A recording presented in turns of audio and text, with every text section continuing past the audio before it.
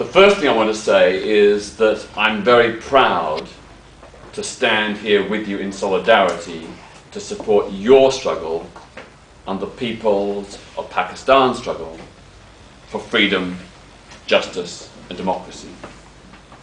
It's your struggle, but it's also part of a wider global struggle.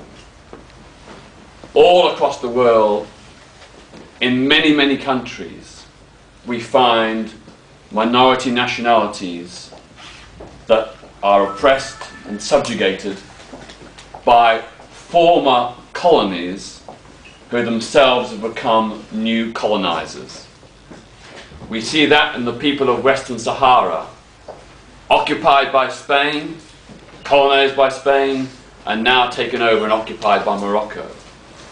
We see it in West Papua, in the western half of New Guinea, colonized by the Dutch and now recolonized by Indonesia. It's exactly the same model we see in Pakistan with the Sindhi nation, the Baluch nation, and the other provinces and peoples. When it comes to the assassination of Benazir Bhutto, it is, as other speakers have emphasized, just one in the latest of many, many human rights abuses. The assassination of Benazir Bhutto is tragic, shameful, and criminal.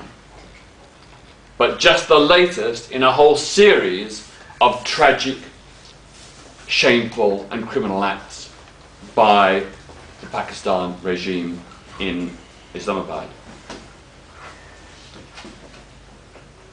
My heart goes out to all the people, particularly those in Sindh, who saw Benazir as an icon of a democratic, secular, humanitarian state